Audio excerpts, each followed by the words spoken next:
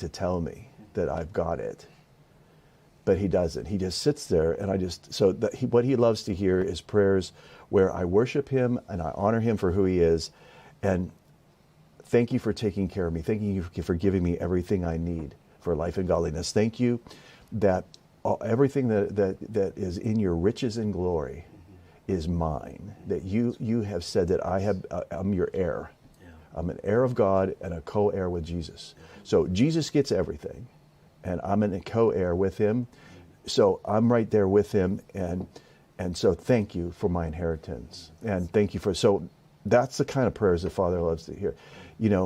Father, so what I do is I ask him, I says, hey, Father, where am I going to park that?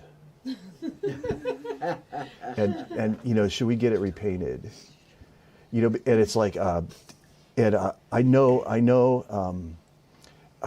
that you're going to give that money so that we can scholarship more people, so that we still. So I just want to thank you for that, because there's so many single moms that shouldn't have to pay to go to school, And so that's the way that I feel that he loves to hear, because you treat him as though he is a good God and a good Father that wants to give you the kingdom. Yeah. Because that's what Jesus said. He said, be of good cheer. It's my Father's desire to give you the kingdom. But I feel like the picture of little JFK Jr. He was playing under the president's desk, his dad's desk, with I think a fire truck or something. Yeah. And his dad's like, doing the business of the country, and he's just down there underneath the desk. And I just feel like that's us. Yeah. I feel like, we don't have to ask permission to come into the office. Yeah.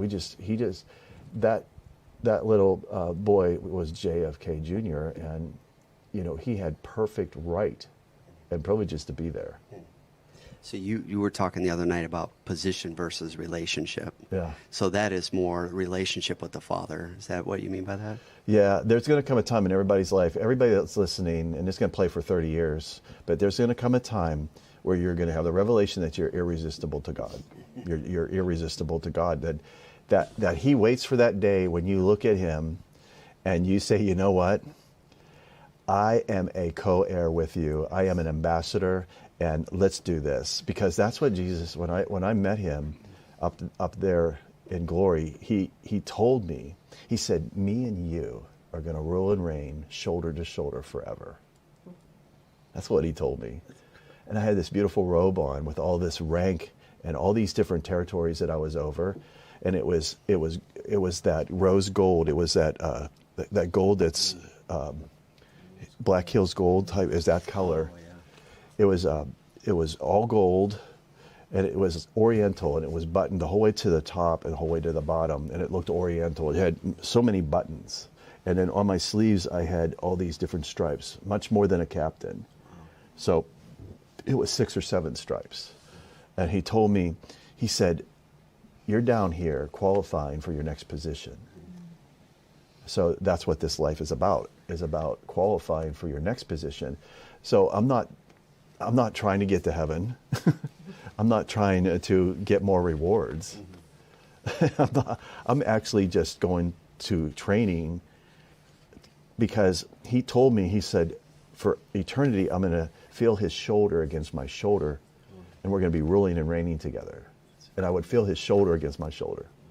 We'd be standing together, and that I was assigned different territories, and that everyone is assigned different territories, but it's according to what you did down here. So that's why I don't waste any time, and I really don't have any time to just sit around and chat, because to me, it's neutral. It's a neutral activity, and unless I'm influencing someone so that they're changed and transformed and they start producing fruit, then I invest in that.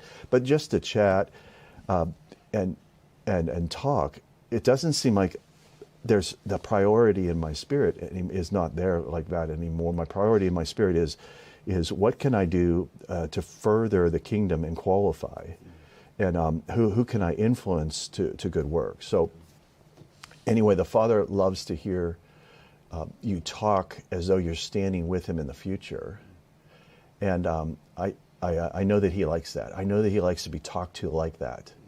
He likes to be talked to in a perfect place of faith that's not superficial. It's you know that he's with you. You know that he's going to work with you, and he's going to confirm the word that you preach with signs and wonders. So